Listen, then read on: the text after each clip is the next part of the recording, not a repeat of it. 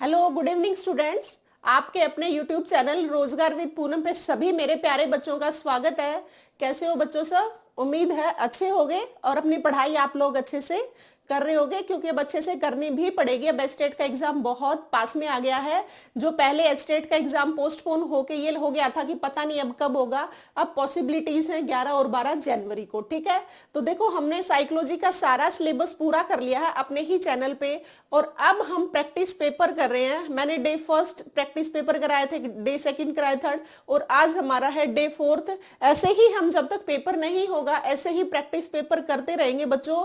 और मेरी कोशिश है ये कि आपको साइकोलॉजी में कहीं कोई दिक्कत नहीं आने दूंगी। और हरियाणा जीके भी अपनी चल रही है। मैंने 2 मैराथन क्लास ली, एक तो शायद 2.5 घंटे की है और एक शायद 2 घंटे की है, वो भी देख के जाना, क्योंकि वो भी मैंने प्रीवियस ईयर पेपर ही करवाए हुए हैं आपको। जो आपके एचटेट में हरियाणा जीके आई हुई है वही क्वेश्चंस करवाए हैं। ठीक है, हो सकता है अब भी, क्योंकि क्वेश्चंस रिपीट होते रहते हैं, अब भी पॉसिबिलिटीज हैं। तो देखो बच्चों, आज हम पीजीटी 2022 का पेपर करेंगे और उसके साथ साथ जितने क्वेश्चंस और बन सकते हैं वो भी हम करेंगे। कोशिश है आज हम बहुत सारी एक्स्ट्रा बातें करें जो आपके पेपर में आने लायक होंगी।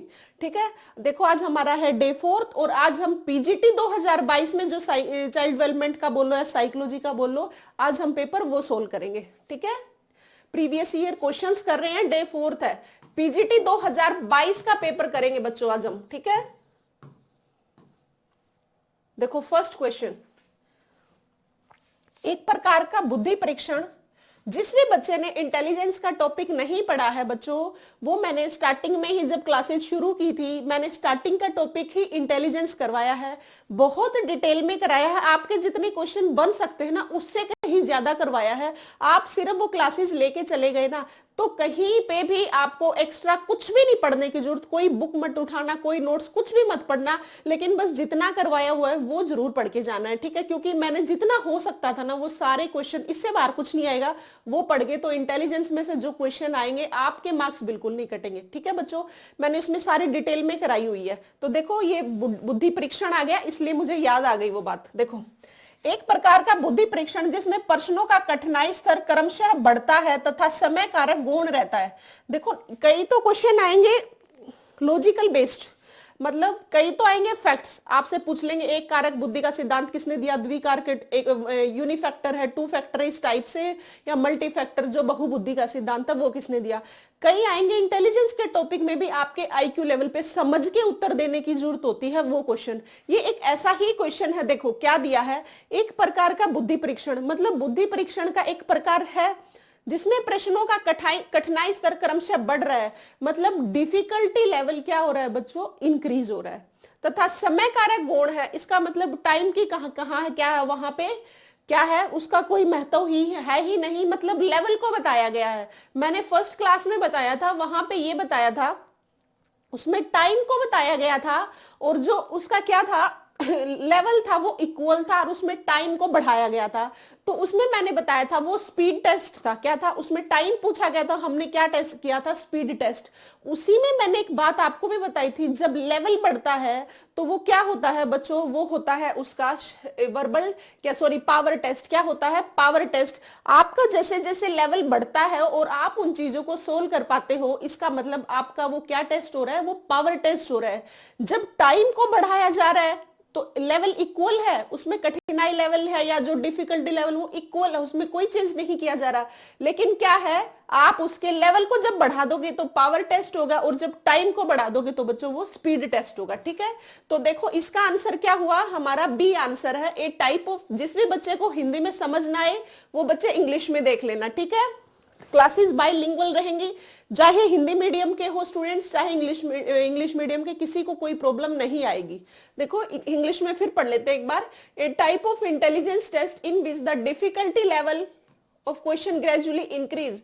डिफिकल्टी लेवल तो इंक्रीज हो रहा है gradually, and the time factor is secondary. तो क्या होता है बच्चों, वो पावर टेस्ट देखा जा रहा है। डिफिकल्टी लेवल को जब जब बढ़ाया जाता है वो आपका क्या टेस्ट होता है, वो होता है बच्चों पावर टेस्ट। ठीक है, तो इसका आंसर है बी। आज थोड़ा सा देखो, जो टीजीटी, पीजीटी, पीआरटी लेवल पे क्वेश्चन आते हैं ना बच्चों, पीआरटी लेवल के जो क्वेश्चन होते हैं उनका लेवल थोड़ा सा ठीक होता है। ठीक का मतलब क्या है, बहुत इजी होते हैं, जैसे एक फैक्टर किसने दिया, द्वि फैक्टर किसने दिया, इस टाइप्स के। टीजीटी में थोड़ा सा और अप आ जाता है, और पीजीटी में तो अच्छे खासे घुमा के आते हैं क्वेश्चन।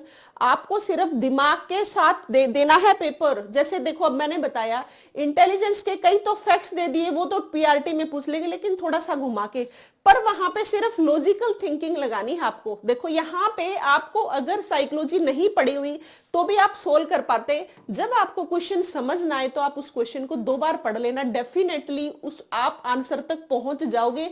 क्योंकि जब 2 बार पेपर क्वेश्चन को पढ़ लेते हो तो उसका आंसर, जब लॉजिकल बात हो तो कहीं ना कहीं उसी में छिपी होती है। फैक्ट तो एक अलग बात, अगर लॉजिकली पूछी गई है ना बात, तो बच्चों वहीं से आप आंसर ढूंढ लोगे। ठीक है, ये जरूर देखना है आपको। और जो बच्चे इंग्लिश में कंफर्ट है ना पढ़ने में, तो कोशिश करना इंग्लिश के पेपर को पढ़ना, क्योंकि इंग्लिश में सिर्फ एक नाम दिया जाता है और हिंदी में उसके बहुत सारे नाम है साइकोलॉजी में। ठीक है, देखो सेकेंड क्वेश्चन, ए शिक्षण अधिगम मतलब टीचिंग लर्निंग व्यू रचना है जिसमें विभिन्न योग्यता स्तर वाले, मतलब अलग अलग लेवल के बच्चे हैं, इंटेलिजेंट भी हैं, नॉर्मल भी हैं, थोड़े से कम बुद्धि वाले भी हैं, सारे टाइप के बच्चे शामिल हैं। विभिन्न योग्यता स्तर वाले विद्यार्थियों के छोटे छोटे समूह बना दिए। किसी विषय की अपनी समझ को बेहतर बनाने के लिए विभिन्न प्रकार की सीखने की गतिविधियों का उपयोग करते हैं। देखो सारे लेवल के बच्चे उठा लिए, सारे लेवल के बच्चे उठाने के बाद कहा गया है किसी भी विषय में वो अपनी समझ को क्या करना चाहते हैं, वो अपनी समझ को बेहतर बनाना चाह रहे हैं, और समझ को बेहतर बनाने के लिए विभिन्न प्रकार की एक्टिविटीज का यूज कर रहे हैं कि कैसे हम इस चीज को सीख सकते हैं। देखो बच्चों, जब विभिन्न प्रकार की एक्टिविटीज यूज करते हैं तो इसका मतलब हम क्रिएटिव थिंकिंग का तो यूज कर रहे हैं। डाइवर्जेंट थिंकिंग, जब एक ही चीज को हम बहुत सारे तरीके से उसका आंसर ढूंढते हैं ना, वो होती है डाइवर्जेंट थिंकिंग। एक्स्ट्रा बातें बताऊं, वो सारी ध्यान से देखते चलना। ठीक है, तो देखो वो हम क्या कर रहे हैं, जब हम बहुत सारे टाइप के बच्चे ले लेते हैं ना, इंटेलिजेंट भी, नॉर्मल भी, थोड़े से कम आईक्यू लेवल भी, जब आईक्यू लेवल का भी मैंने टॉपिक पढ़ाया है इंटेलिजेंस में, वो भी देख लेना। जब हम सारे लर्निंग के बच्चे ले लेते हैं ना, वो किसी चीज को सीख रहे हैं, तो इसका मतलब हम कोऑपरेटिव लर्निंग कर रहे हैं, सहकारी अधिगम कर रहे हैं। ठीक है, क्या कर रहे हैं, सहकारी अधिगम। देखो यहां से आप एलिमिनेशन मेथड सीखो, मल्टी सेंसरी लर्निंग।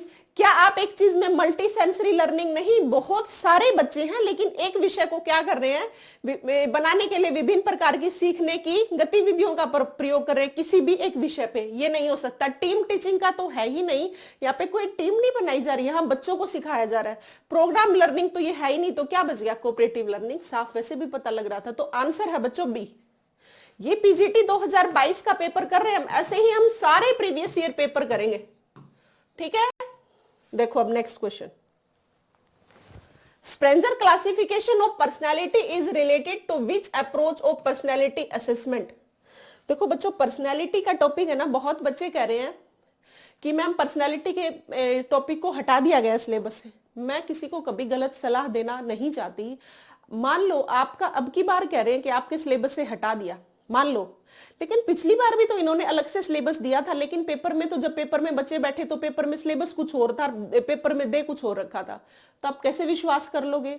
तो आप इस चीज पे बिल्कुल विश्वास नहीं कर सकते। अगर आपको बिल्कुल ये कंफर्म है कि मुझे स्टेट क्लियर करना है, आपको साइकोलॉजी का लिमिटेड सिलेबस है, पूरा सिलेबस पढ़ के जाना है सभी बच्चों को। कोई बच्चा मुझे आज के बाद ये मैसेज नहीं करेगा कि मैम ये चीज सिलेबस में नहीं आएगी। भाई वो बच्चा उसकी मर्जी है, छोड़ जाना, लेकिन अगर मेरी सलाह मानोगे तो सब सारे के सारे टॉपिक बच्चों पढ़ के जाने हैं। ठीक है, तो आज के बाद ये दिमाग से तो निकाल दो कि ये टॉपिक आएगा, ये टॉपिक नहीं आएगा। आपको सिर्फ एक बात देखनी है कि सिर्फ हमें साइकोलॉजी पढ़ रहे हो, साइकोलॉजी का सारा सिलेबस। आप एक बात मान लो, पर्सनैलिटी का टॉपिक अब की बार निकाल दिया, अब की बार दे नहीं रखा है पर्सनैलिटी का टॉपिक, मान लो पेपर में दे दिया, तो कहा जाओगे, किसको जिम्मेवार मानोगे, पहली बात। दूसरी बात, जब आप स्टेट का एग्जाम क्लियर कर लोगे, जब आप सेकेंड पेपर दोगे ना, तब भी आपके काम आएंगी ये चीजें, क्योंकि तब भी तो साइकोलॉजी आएगी, तब कहां बचोगे।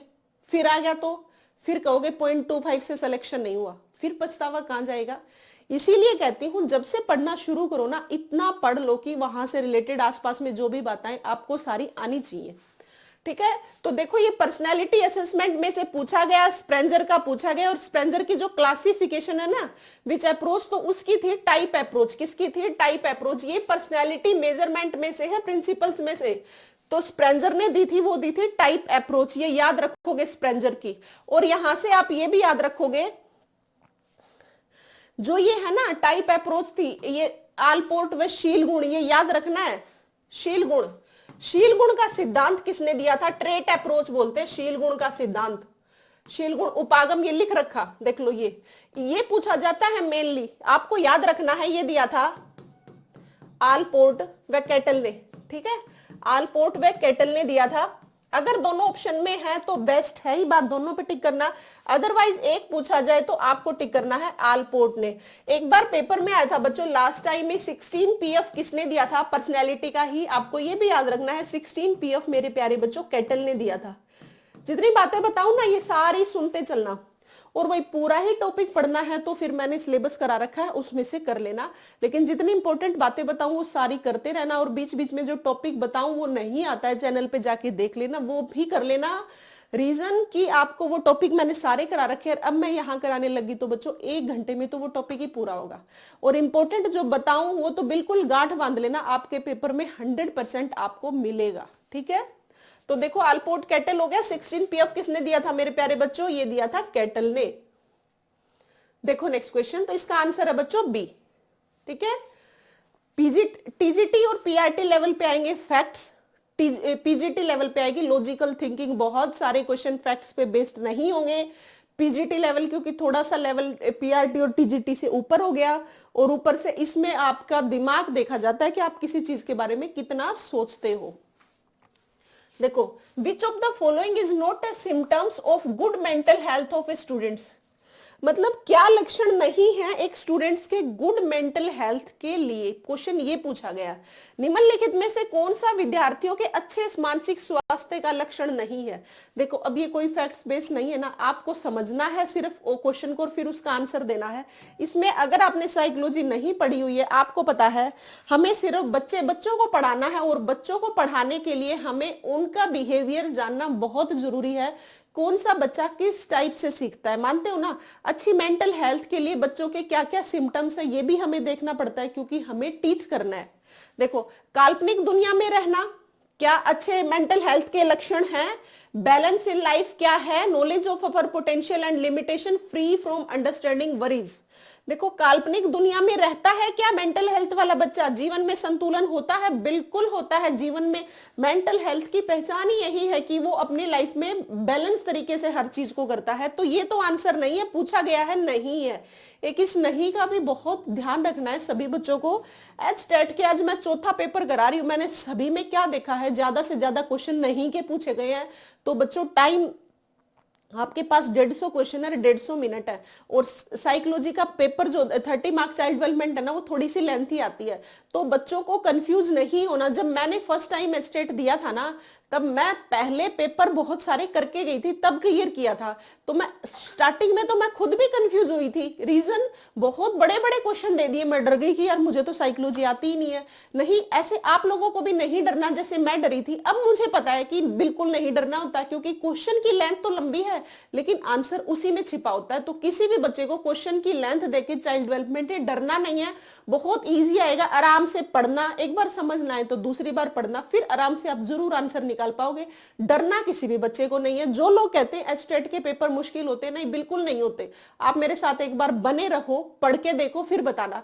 और हाँ, बातें मैं क्लास में बिल्कुल नहीं करती, सिर्फ और सिर्फ पढ़ाती हूं। मैं नहीं चाहती आप लोगों का टाइम वेस्ट हो। एग्जाम बहुत पास में है, टाइम वेस्ट करने का कुछ फायदा भी नहीं है बच्चों, ठीक है।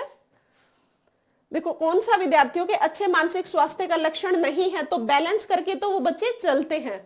Knowledge of upper potential limitation, अपनी क्षमताएं सीमाओं का ज्ञान होता है, बिल्कुल होता है। उनको पता होता है कहां हमने अपनी पोटेंशियल को यूज करना है और कहां अपने दायरे में रहना है। ये मेंटल हेल्थ के सिम्टम्स हैं, लेकिन पूछा तो ये गया ना नहीं है।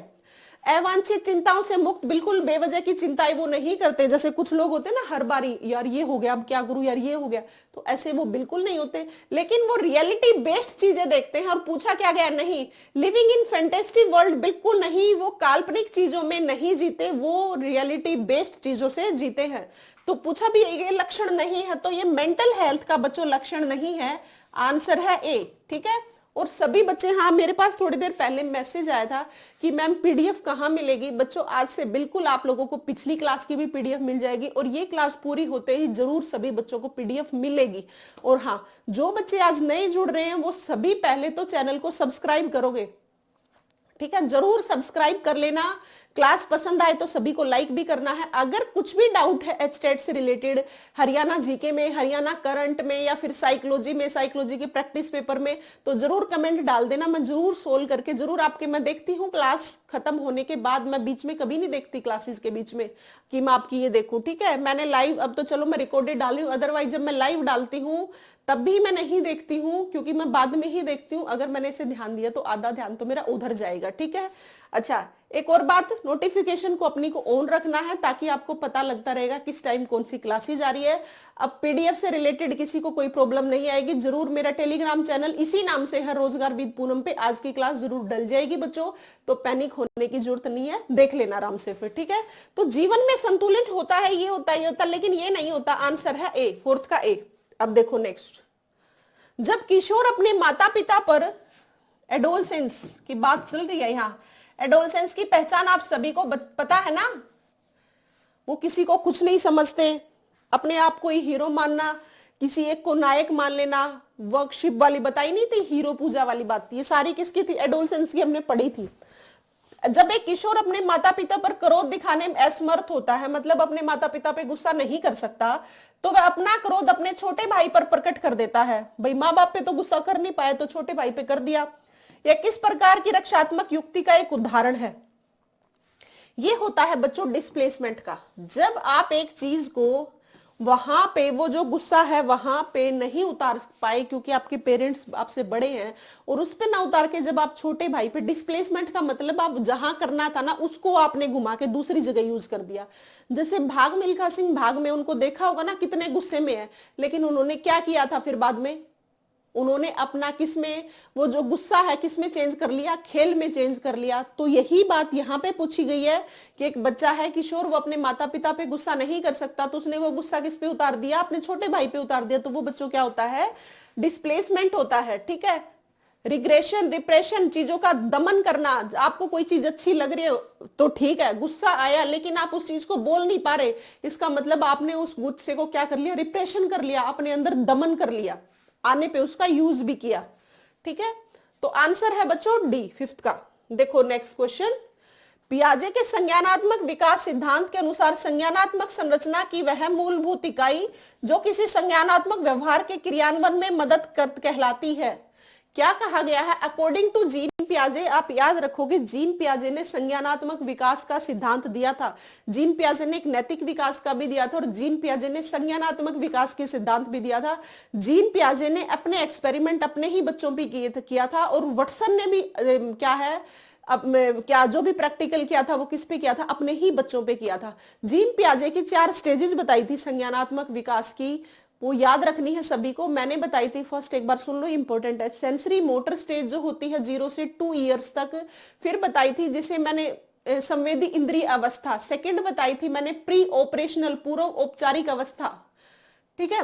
क्या बताया था? प्री ऑपरेशनल, प्री ऑपरेशनल बताई थी 2 से 7 साल तक, फिर बताई थी मैंने कॉन्क्रीट स्टेज, कॉन्क्रीट बताई थी मैंने 7 से 11 तक, फिर बताई थी मैंने फॉर्मल स्टेज 11 से लेके 15 वर्ष तक। उनकी सारी बातें भी बताई थी, वो एक बार क्लास देख लेना, क्योंकि जीन पियाजे, कोहलबर्ग, वाइगोत्स्की, ब्रोनफ्रेन ब्रूनर और अल्बर्ट बंडूरा, अब्राहम मैस्लो, ये 5-6 सारी हमेशा ही आती हैं पेपर में। एक थॉर्नडाइक के जो 3 हैं नियम हैं, जो मुख्य नियम है, और 5 गौण नियम है, ये भी पेपर में हमेशा पूछे जाते हैं, चाहे वो कौन सा भी लेवल हो, ठीक है। तो पियाजे के संज्ञानात्मक विकास सिद्धांत के अनुसार, देखो इंग्लिश में पढ़ लो एक बार, अकॉर्डिंग टू पियाजे cognitive development theory, the basic unit of the cognitive structure that helps in the implementation of the cognitive behaviour is termed. जब आप किसी संज्ञानात्मक संरचना की जो संज्ञानात्मक व्यवहार के क्रियान्वयन में मदद करती है ना, वो आपका स्कीमा होता है। क्या होता है? स्कीमा होता है कि आप स्कीम जैसे प्लान बनाते हो, किस चीज की मैं प्रॉब्लम का सॉल्यूशन कैसे कर पाऊं, यही बात पूछी गई है। मूलभूत इकाई जो संज्ञानात्मक व्यवहार के क्रियान्वयन में मदद करती है वो होती है मेरे प्यारे बच्चों बच्चों स्कीमा, तो आंसर है 6th का सी। ठीक है, देखो जो किसी भी बच्चे को एचटेट के पेपर को लेके बिल्कुल नहीं डरना, बहुत इजी होता है पढ़ने वाले बच्चों के लिए। जो कहते हैं ना एचटेट क्लियर नहीं होता, वो उनका नहीं होता जो पढ़ते नहीं है। जो बच्चे पढ़ते हैं उनका 100% क्लियर होता है। आप एक चीज देखो ना, ऐसा कोई है इंसान जो काम ना कर सकता हो? जब मैंने क्लियर किया था तो आप भी तो कर सकते हो, मैं भी तो आपकी तरह ही हूं ना। तो मैं जब क्लियर करके गवर्नमेंट जॉब में सिलेक्टेड हूं, तो क्या आप नहीं ऐसा हो सकते? बिल्कुल मेहनत करनी होती है, बस आप भी वैसा ही कर सकते हो। बस आराम से पढ़ते चलना, पहले तो एचटेट के लिए। और फिर मैं ये कभी नहीं कहूंगी कि एचटेट के बाद पढ़ाई छोड़ देना, बिल्कुल नहीं। 2025 में टीचिंग की वैकेंसीज आ रही हैं, उनके लिए फिर से जुट जाना। तो क्या सिलेक्शन नहीं होगा? बिल्कुल बिना कुछ देखे बस लगे रहो, सिलेक्शन पक्का होगा। बस आपको स्टडी कंटिन्यू करनी होती है। स्टडी हमेशा कंटिन्यूटी को, डिसिप्लिन को मांगती है। देखो क्वेश्चन है, इमोशनल इंटेलिजेंस से रिलेटेड पूछा गया है। जब भी इमोशनल इंटेलिजेंस से पूछा जाए ना, संवेगात्मक से, आपको देखना संवेगात्मक बुद्धि जो दिया था ना वर्ड, वो दिया था पीटर एंड सोल्वे ने, और जो इसको आगे बढ़ाया था ना वो किया था डेनियल गोलमैन ने। तो मेयर और पीटे स्लेवो है, इसकी ये डेफिनेशन है, ये आपको देखनी है। संवेग को देखने, इसे विचार में एकीकृत करने, समझने और इसे प्रबंधित करना, संवेगात्मक बुद्धि की परिभाषा किसने दी थी? ये सिर्फ रटने वाली बात है, ये दी थी बच्चों मेयर एंड पीटर सोल्वे ने। आपको ये याद रखनी है, ठीक है। डेफिनेशन है, इमोशनल इंटेलिजेंस जो वर्ड है वो पीटर सोल्वे ने दिया था, लेकिन इसको आगे जितना काम किया ना इमोशनल इंटेलिजेंस पे, वो किया है बच्चों डेनियल गोलमैन ने। ठीक है, तो इसका आंसर है 7th का बी। देखो next question, which of the निम्नलिखित में से कौन सी अभिवृत्ति मापन की एक प्रत्यक्ष विधि नहीं है? मैंने प्रिंसिपल इसके पर्सनालिटी मेजरमेंट में 2-3 बातें बताई थी। Following is not a direct method for measurement of attitude. Attitude, interview जब किसी का होता है, आप सामने वाले हो और एक्सटर्नल बैठा है आपका इंटरव्यू ले रहा है, तो क्या वो डायरेक्ट मेथड नहीं? वो बिल्कुल डायरेक्ट है। आपकी वो पर्सनैलिटी का, आपका बोलने का तरीका, हर चीज को मेजर कर सकता है, तो डायरेक्ट है। तो पूछा क्या गया है, डायरेक्ट मेथड नहीं है। ठीक है, अच्छा प्रोजेक्शन, क्वेश्चन एयर भी डायरेक्ट मेथड है। आप भाई बिठा लो सामने और उसको क्वेश्चंस दे दो क्वेश्चन एयर मेथड से, क्या आप ऐसा करते हो, क्या आप खेलना पसंद करते हो, क्या एक क्वेश्चन एयर, एक प्रश्नावली दे दी, उसके आंसर मांग ली, तो क्या डायरेक्ट मेथड नहीं है? बिल्कुल डायरेक्ट मेथड है। ऑब्जर्वेशन, किसी भी बच्चे को आप खुले मैदान में छोड़ दो और आप उसको ऑब्जर्व कर लो, तो क्या इसको डायरेक्ट मेथड नहीं है? बिल्कुल डायरेक्ट मेथड है। तो कौन सा नहीं है? प्रोजेक्शन मेथड बच्चों डायरेक्ट मेथड नहीं है। प्रोजेक्शन क्या है? प्रक्षेपण डायरेक्ट मेथड नहीं है, वो उसमें कुछ एक्सपेरिमेंट्स होते हैं तब वो मेजर किया जाता है। तो प्रोजेक्शन डायरेक्ट मेथड नहीं है। आपको याद रखने, इंटरव्यू डायरेक्ट मेथड है, क्वेश्चनियर डायरेक्ट मेथड है, और ऑब्जर्वेशन भी बच्चों डायरेक्ट मेथड है। ठीक है बच्चों, नेक्स्ट देखो 8th का बी। एक घोड़े को पानी के पास लाया जा सकता है, किंतु पीने के लिए बाध्य नहीं किया जा सकता। यही तो बात है। आपको मैं पढ़ा तो सकती हूं, लेकिन क्लास ले लूंगी, लेकिन आपका जब मन करेगा पढ़ोगे तो तभी ना। आप तो मैंने कह दिया कि बच्चों पढ़ो, लेकिन पढ़ोगे कब? जब आपका खुद का मन करेगा, खुद का इंटरेस्ट करेगा। क्या मैं आपके पीछे से थप्पड़ मारने लग जाऊं, पढ़? आप पढ़ लोगे? बिल्कुल नहीं पढ़ोगे। बुक लेके बैठे तो रहोगे, आगे ध्यान में पेन भी चलाते रहोगे, लेकिन पढ़ोगे तभी जब आपका मन करेगा, है ना? ऐसा ही करते हो ना सभी। एक घोड़े को पानी के पास लाया जा सकता है, किंतु पीने के लिए बाध्य नहीं किया जा सकता। यह कथन थॉर्नडाइक के सीखने के किस नियम की सत्यता प्रकट करता है? अभी बताया था मैंने, थॉर्नडाइक के 3 मुख्य नियम है और 5 गौण नियम है। 3 मुख्य नियम आपको याद रखना है। लॉ ऑफ रेडीनेस, आपको रेडी मतलब आप रेडी हो तो उस काम करोगे। तत्परता का नियम फर्स्ट है, लिख लो ये तीनों मुख्य नियम, थॉर्नडाइक के मुख्य नियम, और 5 है गौण नियम। आप तीनों याद रख लो, तो पूछ लिया जाए कि कौन सा इनमें से मुख्य नहीं है, तो आपको याद रखना है। मुख्य नियम है 3 लॉ है। ठीक है, फर्स्ट है तत्परता का नियम, लॉ ऑफ रेडीनेस। आप रेडी हो किसी काम के लिए तो करोगे, मेरे थप्पड़ लगाने से बिल्कुल नहीं पढ़ोगे। लॉ ऑफ रेडीनेस, तत्परता का नियम, प्रभाव का नियम। आपके ऊपर किसी चीज का इंपैक्ट पड़ता है तो ही आप किसी चीज को सीखते हो।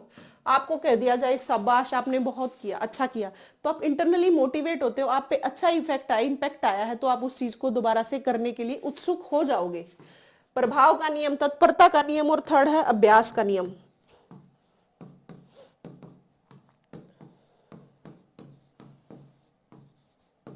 ठीक है। तो तत्परता का, प्रभाव का, अभ्यास का नियम, आप मैंने बताया जब आप रेडी होगे तो आप उस काम को करोगे, यही ये बात है। घोड़े को पानी के पास तो लाया जा सकता है लेकिन पीने के लिए बाध्य नहीं किया जा सकता। तो ये क्या है, ये है बच्चों तत्परता का नियम। अगर आप किसी काम को रेडी हो गए, वो घोड़े को पास तो ले आए, घोड़े को प्यास लगेगी, पानी तभी पिएगा, बेशक आप उसको कितना ही पानी दिखाते रहो, ठीक है। ऐसा ही हमारे साथ है, ऐसा ही पशुओं के साथ है। तो इसका आंसर है तत्परता का नियम। और अभ्यास का नियम बच्चों पे लागू होता है। थॉर्नडाइक ने मेनली जो ट्रायल एंड एरर थ्योरी दी थी ना, ये मेनली छोटे बच्चों पे ही बेस्ड थी। ज्यादा प्रैक्टिस करोगे, जितनी जितनी प्रैक्टिस करते चलोगे उतनी इंप्रूवमेंट होती चलेगी। ऐसे ही हम कर रहे हैं, हमने पूरा सिलेबस कर लिया और हम प्रैक्टिस पेपर कर रहे हैं। पूरा सिलेबस आपने पढ़ा है या नहीं, अब जब आप पेपर कर रहे होगे तब आपको पता भी लग रहा होगा कि कितना ध्यान से पढ़ा था, कितना नहीं, अब पता लग रहा है ना। तो ये क्या कर रहे हैं, अब हम प्रैक्टिस कर रहे हैं और पहले हमने क्या सारा सिलेबस किया था, ऐसे ही हम कर रहे हैं, सभी ऐसे ही करते हैं बच्चों। देखो 10th क्वेश्चन, निम्नलिखित में से कौन सा शिक्षण का सदर नहीं है। आपको एक तो ये याद रखने हैं, शिक्षण के लिए हमेशा 3 चीजों का होना बहुत जरूरी है। टीचर किसको पढ़ाएगा, स्टूडेंट, और स्टूडेंट क्या पढ़ेगा, करिकुलम। ये तीनों लेवल है, तीनों चीजें होनी चाहिए शिक्षण के लिए। टीचर होना चाहिए, स्टूडेंट होना चाहिए और करिकुलम होना चाहिए। ऐसे ही इनके लेवल होते हैं। जब आप शिक्षण सत्र को, विच of the following is not a level of teaching, memory level है आपका, क्या है, स्मृति स्तर क्या है, टीचिंग का लेवल है, 3 लेवल है ये, अंडरस्टैंडिंग भी लेवल है, रिफ्लेक्टिव, आपका चिंतन का क्या स्तर है, समझाने का क्या स्तर है, याद रखने का क्या स्तर, ये तीनों है आधार। बेसिक लेवल नहीं है बच्चों, इसका आंसर है ए। क्या है, ए। बेसिक लेवल नहीं है, मेमोरी लेवल भी है, अंडरस्टैंडिंग लेवल भी हो, रिफ्लेक्टिव लेवल भी है, ये तीनों तो हैं, ये नहीं है बच्चों, ठीक है। तो क्या है, 10th का ए आंसर है। ये याद रखने हैं तीनों। मेमोरी लेवल ऐसे आता है, ये सबसे नीचे कौन सा है, सबसे ऊपर कौन सा है, ऐसे आता है ये एक जगह मेमोरी लेवल, फिर ये कौन सा है ना। तो आपको ये याद रखने हैं, मेमोरी लेवल, ये हमारे शिक्षण के स्तर हैं तीनों। और उसके बाद क्या है, अंडरस्टैंडिंग लेवल, और नेक्स्ट क्या है, रिफ्लेक्टिव लेवल। देखो बच्चों, मैं तो एक बात मानती हूँ, जो बच्चा मेहनत करता है ना वो जरूर सफल होता है। सफलता कभी बेकार नहीं जाती, बस आराम से पढ़ते रहना, जरूर सफल होगे। बस विश्वास रखना अपने टीचर के ऊपर और खुद के ऊपर, सबसे जरूरी तो खुद के ऊपर है। जब आपके ऊपर खुद को विश्वास है खुद के ऊपर कि मैं कर सकता हूं, तो फिर आप किसी भी टीचर से पढ़ लेना, जिससे भी पढ़ो उस पर विश्वास करके पढ़ते चलना, जरूर सफल हो जाओगे आप, ठीक है। देखो नेक्स्ट क्वेश्चन, निम्नलिखित में से कौन सा ब्रोनफ्रेंड ब्रूनर के पारिस्थितिक तंत्र का सिद्धांत का भाग नहीं है। मैंने ब्रोनफ्रेंड ब्रूनर का इकोलॉजी सिस्टम बताया था, उसमें मैंने 5 सिस्टम बताए थे। 5 सिस्टम बताए, वो याद रखना है, पांचों के पांचों आप याद रखोगे। फर्स्ट है माइक्रो सिस्टम, क्या है, फर्स्ट माइक्रो सिस्टम। सेकंड है मीजो सिस्टम, थर्ड है एक्सो सिस्टम, और फोर्थ है मैक्रो सिस्टम, और फिफ्थ है क्रोनो सिस्टम। अब इनसे अलावा जो भी है ना, इसका मतलब वो नहीं है, और ये पांचों है। एक बार फिर भी लिख लो, जो नए बच्चे आज जुड़ रहे हैं वो लिख लेना। आज कुछ बच्चे आईसीएस के जुड़े हैं, हरीश सर ने ऐड किया है बच्चों को, तो वो बच्चे ध्यान रखना है सभी बच्चों को। जो हरीश सर ने आईसीएस हांसी से ही मैं हूं, तो आईसीएस के बच्चे आज जुड़े, हरीश सर ने जोड़े हैं, तो वो बच्चे आज क्या कर लेना, देख लेना। और जो भी जिसका भी डाउट हो वो भी जो डाउट हो वो कमेंट में डाल देना। और जो भी बच्चे पढ़ रहे हैं ना, जिनको सिलेबस करना है, तो सारी क्लासेस पीछे से देख लेना। मैं आईसीएस में नहीं पढ़ती, मैं तो गवर्नमेंट जॉब करती हूँ, लेकिन सर की कॉल आई थी कि कुछ बच्चे जोड़े हैं, उन बच्चों को जो भी डाउट हो कि पूनम बता देना। तो सभी बच्चों को इसीलिए क्लास में बोल रही हूँ, और बाद में क्लास ये ग्रुप में सेंड भी कर दूंगी। और जो भी हमारे एक्स्ट्रा बच्चे हैं वो सारे पढ़ते रहना, सभी बच्चों के लिए। वैसे तो ये बात आज इसलिए कह दिया कि इनको ग्रुप में मुझे जोड़ा गया था, तब मैंने यहाँ पे बता दिया, मुझे टाइप नहीं करना पड़ेगा, इसलिए यहाँ बता रही हूँ। और भी सभी मेरे उतने ही प्यारे बच्चे हैं जो मेरे से जुड़े हुए हैं, और सभी के कमेंट आएंगे तो मैं सभी का रिप्लाई दूंगी। ऐसी बात नहीं है कि सिर्फ उनका दूंगी, ठीक है। इसलिए लिख दिया क्योंकि उनके मैसेज का मुझे जवाब नहीं देना पड़ेगा, ठीक है। माइक्रो सिस्टम, मीजो सिस्टम, एक रेनू बंसल लड़की है, बहुत अच्छा, जब भी डाउट होता है बिल्कुल पूछती है और जरूर रिप्लाई करती है। अच्छा होता है तो कहती है नाइस मैम, तो उसको भी भाई स्पेशल थैंक्स मेरा। और मैं उनके हमेशा कमेंट्स देखती भी हूँ, रिप्लाई भी करती हूँ। तो सभी कह रही हूँ, हर बच्चे का मैं कोशिश करती हूँ कि रिप्लाई दूं आपको मैं। माइक्रो सिस्टम, मेजो सिस्टम, एक्सो सिस्टम। मैं ड्यूटी पे होती हूँ तब भी आप लोगों के मैसेज जरूर चेक कर लेती हूँ। एक्सोसिस्टम, मैक्रोसिस्टम,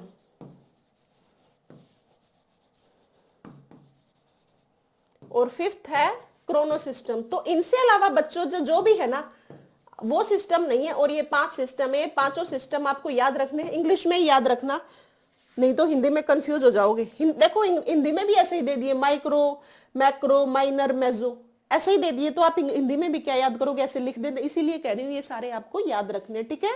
तो देखो माइक्रो सिस्टम है, मैक्रो भी है, मीजो भी है, लेकिन माइनर नहीं लिखा हुआ। देखो मैंने कहा लिखा हुआ है क्या, नहीं लिखा हुआ बच्चों। तो ब्रोन ब्रूनर का इकोलॉजी सिस्टम पूछ लिया जाए, आपसे पूछ लिया जाए इकोलॉजी सिस्टम किसने दिया, आप याद रखोगे ब्रूनर ने दिया। बायोलॉजिकल सिस्टम पूछ लिया जाए तो भी यही है, पारिस्थितिकी तंत्र सिद्धांत किसका है, ब्रूनर का।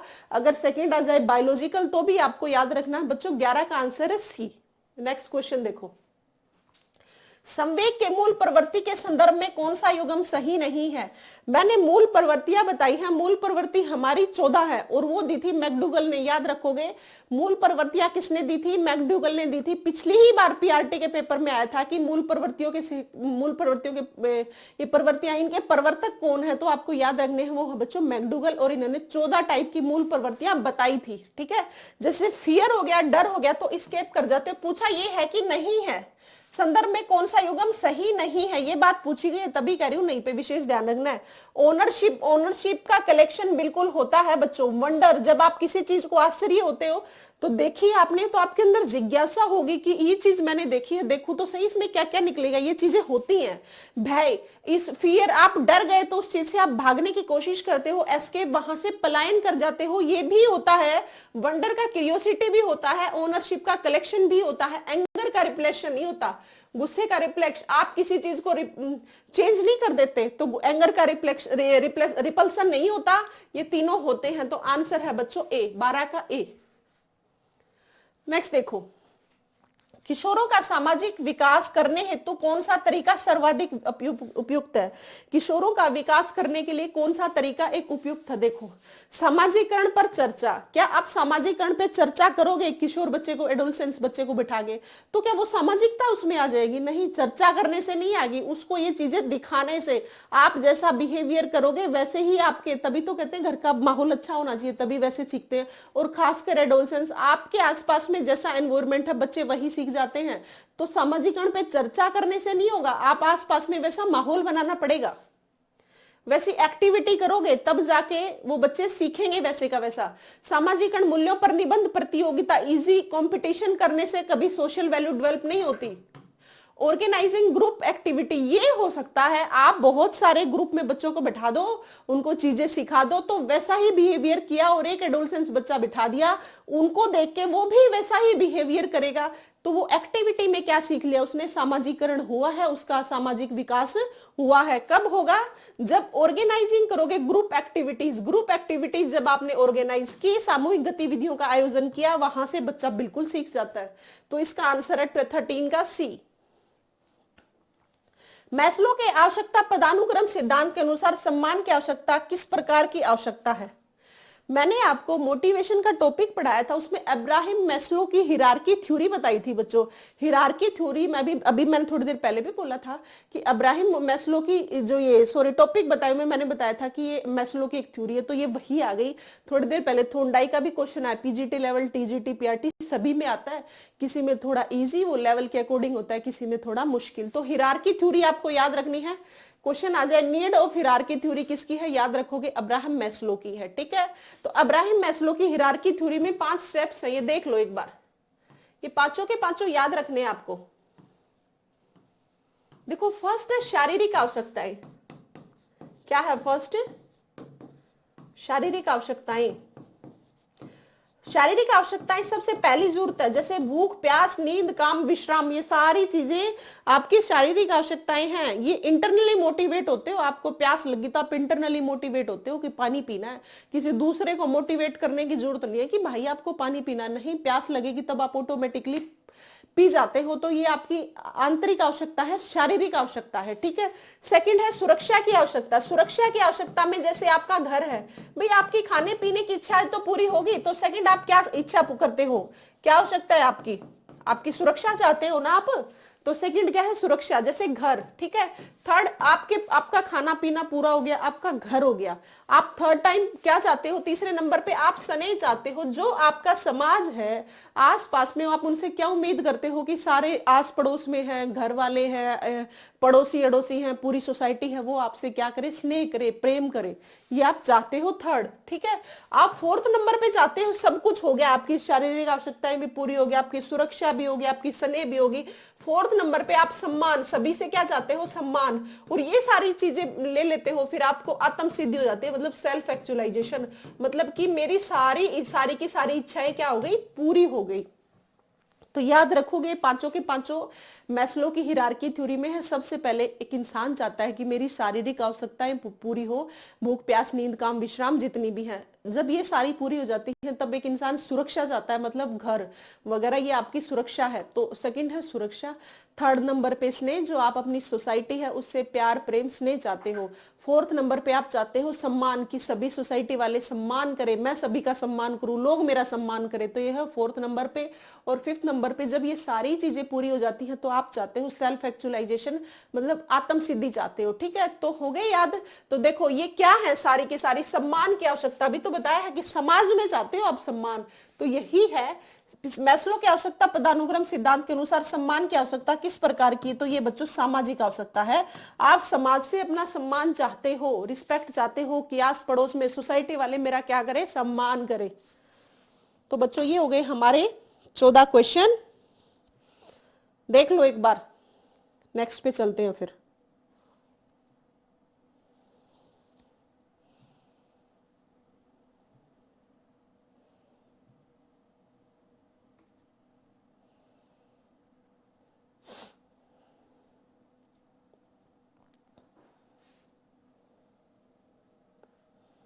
ठीक है, देखो नेक्स्ट क्वेश्चन। तो बच्चों क्या है इसका आंसर, 14 का बी। 15 देखो, निम्नलिखित में से कौन सा कार्य बाकर मेहंदी के सृजनात्मक परीक्षण से संबंधित है। देखो हमने बाकर मेहंदी क्रिएटिविटी में पढ़ा था, क्रिएटिविटी में डाइवर्जेंट थिंकिंग होती है, ये सारी बातें आती है। और इसमें क्या होता है, इसमें ask and guess related task आपसे पूछ लिया जाता है। बाकर में कुछ कुछ क्वेश्चन पूछ लिए जाते हैं और ये दे दिया जाता है कि गेस करो इससे रिलेटेड कौन से क्वेश्चन है, ये सिर्फ आपको याद रखना है। तो 15 का है डी।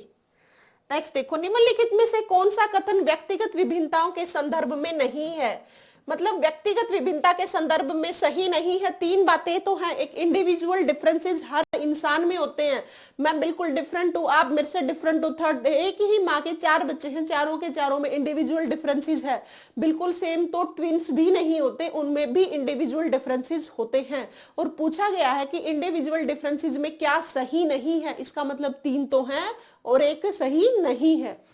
तो निम्नलिखित में से कौन सा कथन व्यक्तिगत विभिन्नताओं के संदर्भ में सही नहीं है।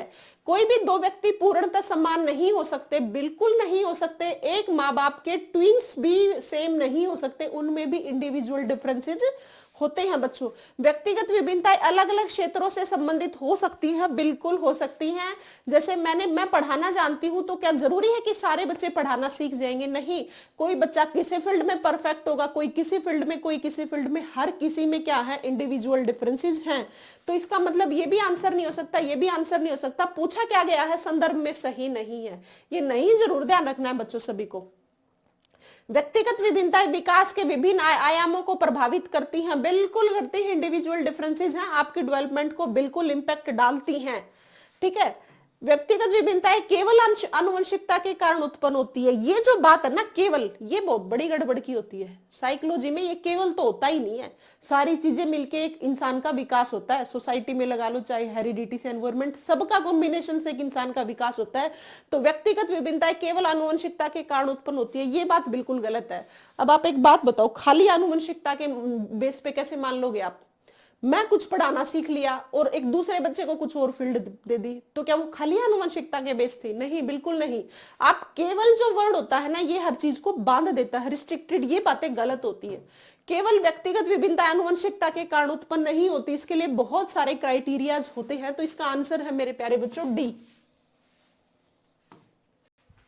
ठीक है, समझ आ रही है सारी बातें? ऐसे ही आराम से पढ़ते चलेंगे, टेंशन फ्री होके पढ़ना होता है, ठीक है। बिल्कुल बिना सोचे समझे आप मेरे से कोई भी कमेंट डालोगे जरूर रिप्लाई करूंगी।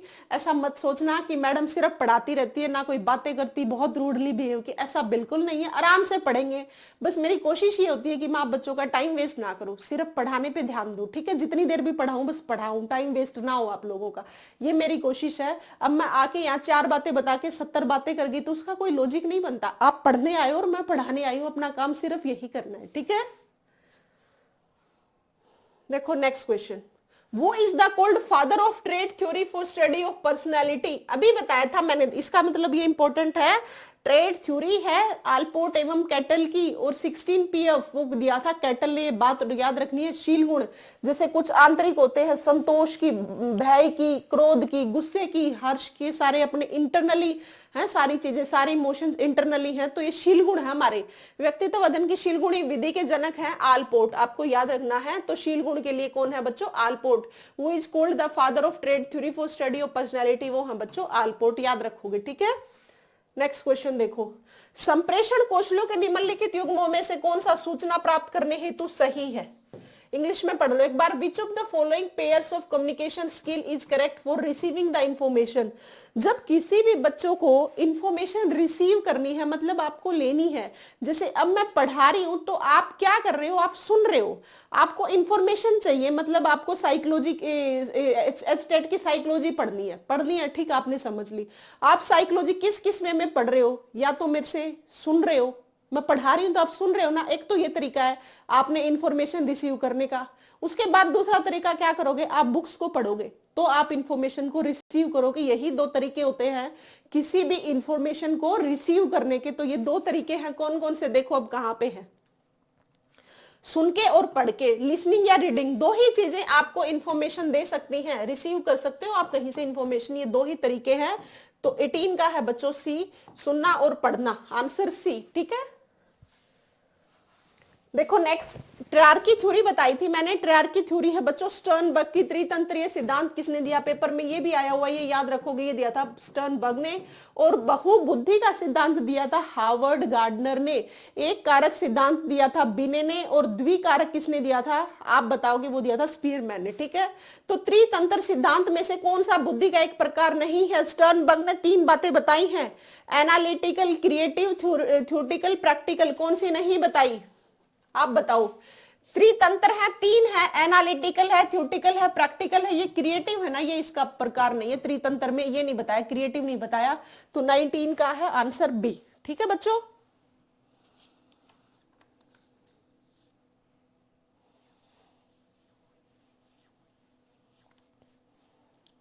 बताओ आप, क्या है स्टर्नबर्ग के? आपको भी थोड़ा सा ध्यान रखना है, मैंने पहले भी क्लास में बताया था, कभी मैं गलत अक्षर बोलती हूं तो आपको ध्यान रखनी है ये बातें। स्टर्नबर्ग की अब तीनों बातें लिख लो आप। फर्स्ट है एनालिटिकल, एनालिटिकल फर्स्ट, त्रितंत्र है उनमें, देखना याद रखना। सेकंड है क्रिएटिव, थर्ड है प्रैक्टिकल। थ्योरेटिकल नहीं है, थ्योरेटिकल बिल्कुल नहीं है। थ्योरेटिकल वैसे भी लगा लो ना, बुद्धि का, थ्योरी से रिलेटेड नहीं है, थ्योरी रटने का काम होता है। तो इसका आंसर है बच्चों थ्योरेटिकल, ये आंसर बिल्कुल नहीं है।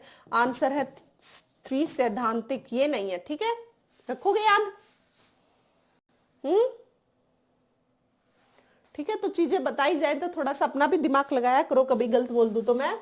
तो एनालिटिकल, क्रिएटिव और प्रैक्टिकल, जो गलत बोला जाए जानबूझ के, तब आपको पता होना चाहिए क्या हम सही बता पाएंगे या नहीं। इसका मतलब ये है क्या आप भी ध्यान रख पा रहे हो या नहीं, या मैं बोले जा रही हूं। तो इसीलिए कहा जाता है जब भी कोई टीचर पढ़ाए, साथ में आपको भी अपना दिमाग लगाते रहना होता है कि अब आगे क्या हो सकता है। तो बच्चों 19 का आंसर है सी, सैद्धांतिक। नेक्स्ट देखो, कोहलबर्ग के सिद्धांत अनुसार किस तरह की नैतिकता है? नैतिकता में स्व स्वीकृत नैतिक सिद्धांत सम्मिलित हो जाते हैं। Self accepted moral principle Kohlberg की थ्योरी है। कोहलबर्ग ने नैतिक विकास का सिद्धांत दिया था, जिसमें 3 लेवल है और 6 स्टेजेस हैं।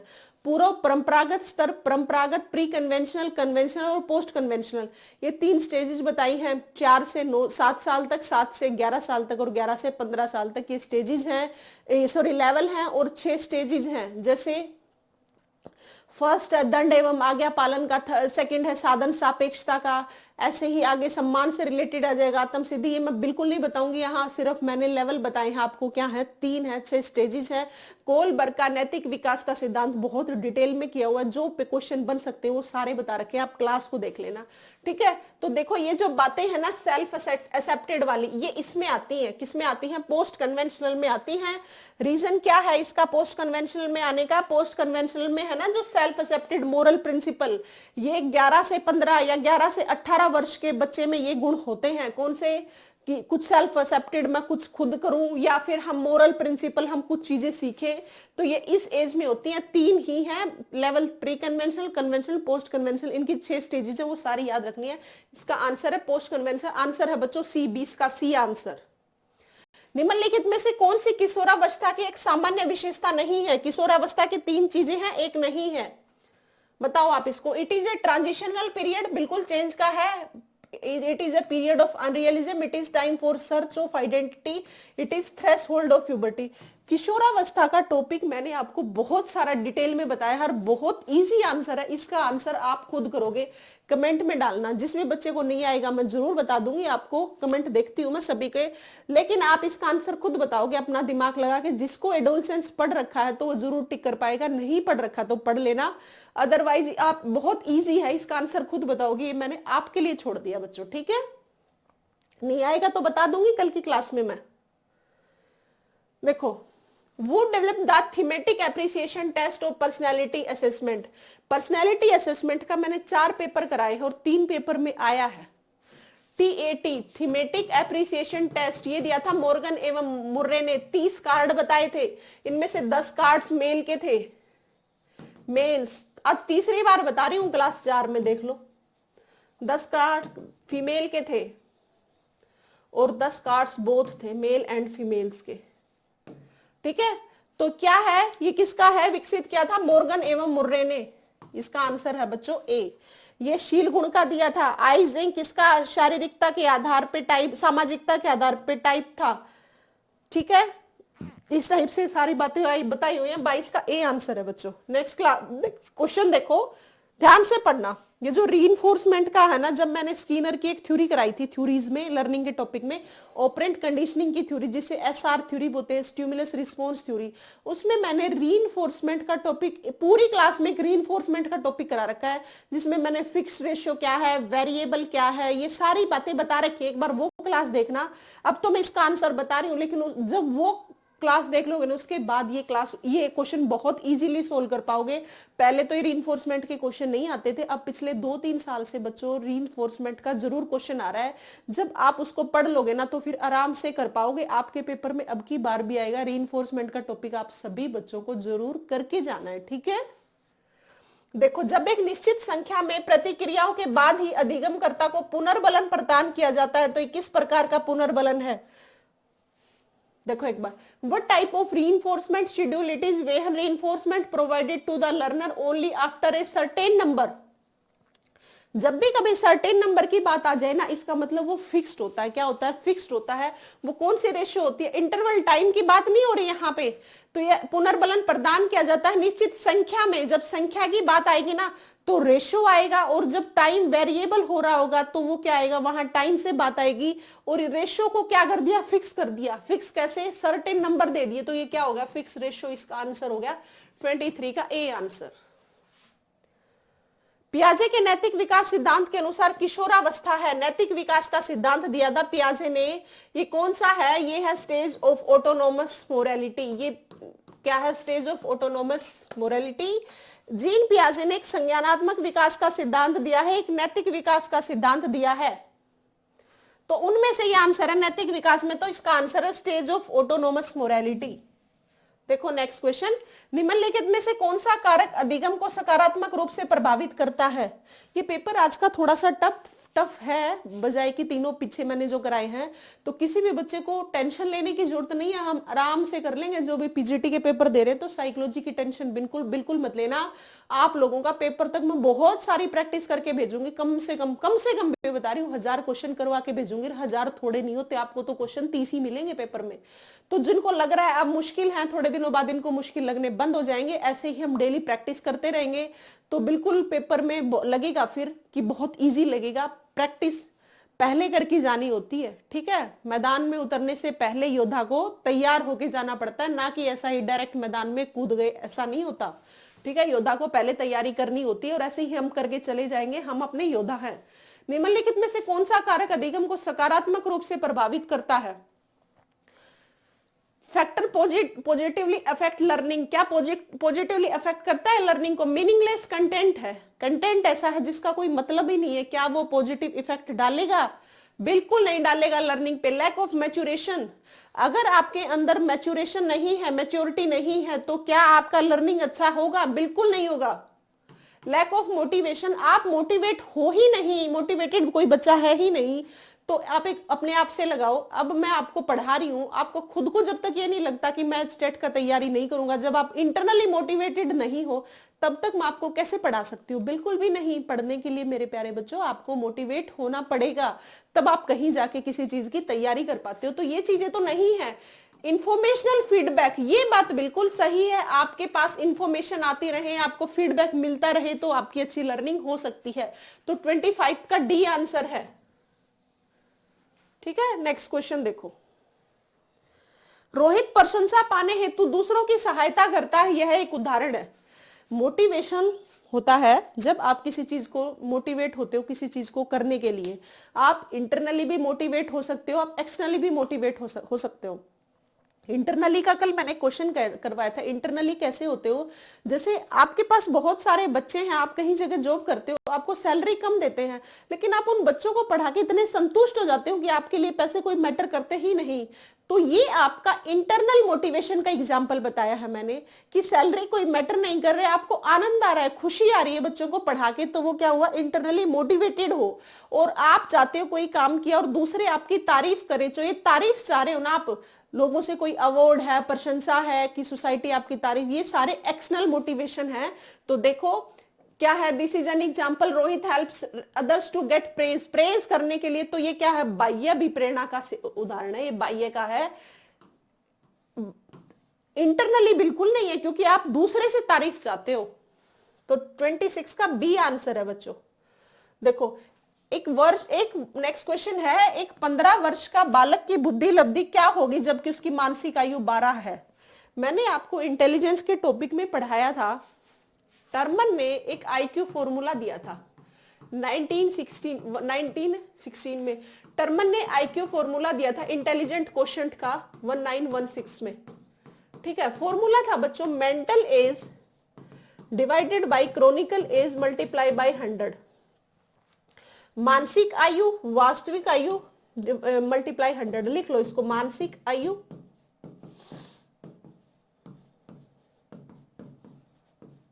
वास्तविक आयु मल्टीप्लाई बाय 100, ठीक है। ये आपका फॉर्मूला है। तो देखो आप अब इससे क्वेश्चन फॉर्मूला पता लग गया, अब क्वेश्चन में पुट कर दो। एक बालक की बुद्धि लब्धि क्या होगी जबकि उसकी मानसिक आयु कितनी है? 12 है ना भाई।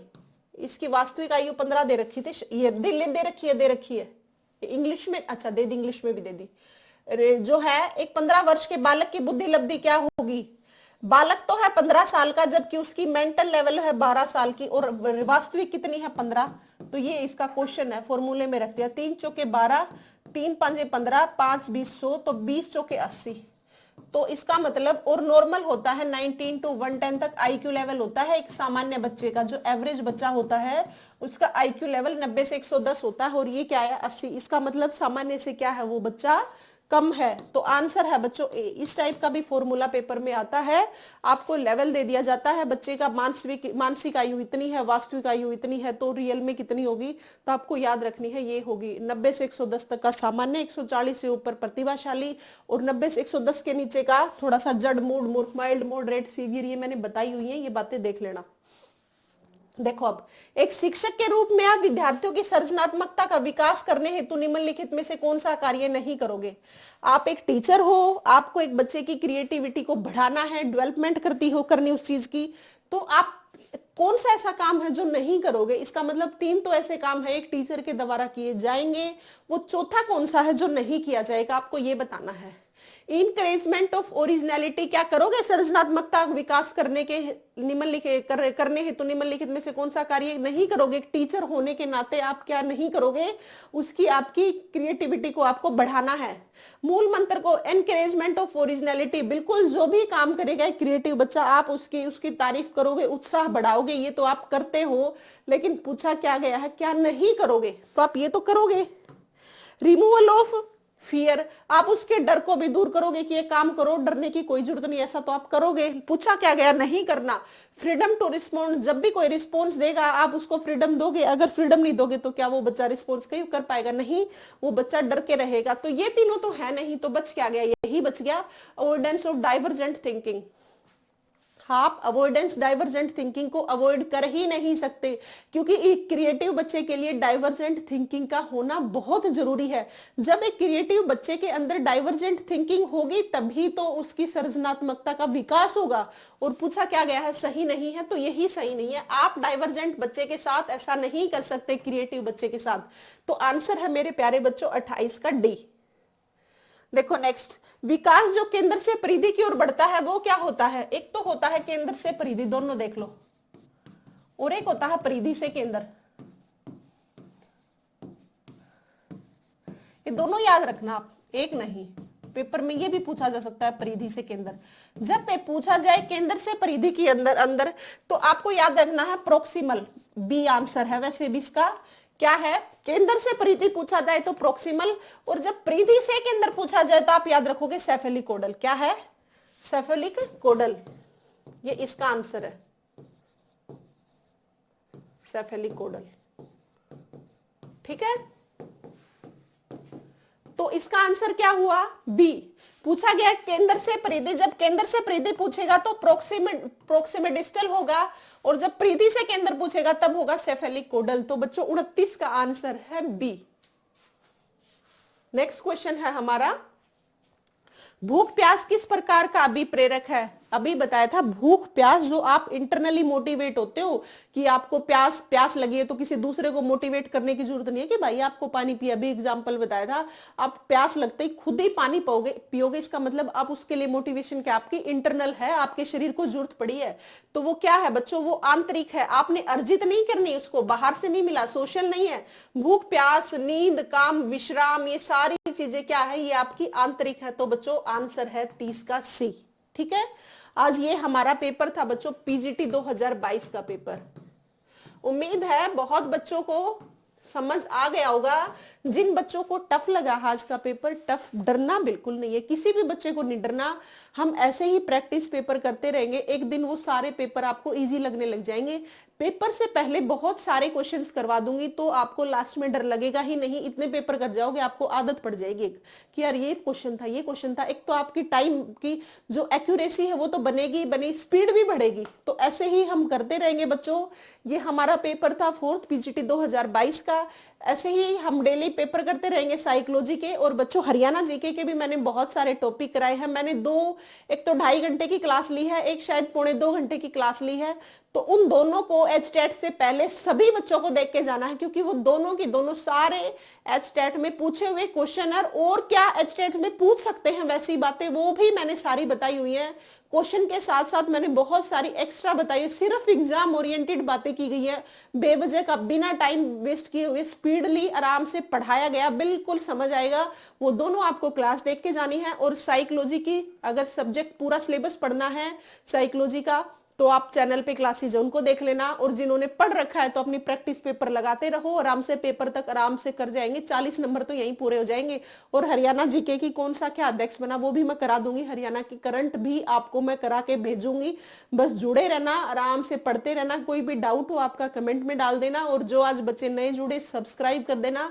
क्लास पसंद आए तो लाइक कर दोगे और नोटिफिकेशन को ऑन रखना ताकि आपको पता लगता रहे। बेल आइकन को प्रेस करोगे तो आपको पता लग जाएगा हमारी क्लास कब कब आ रही, इंफॉर्मेशन मिलती रहेगी।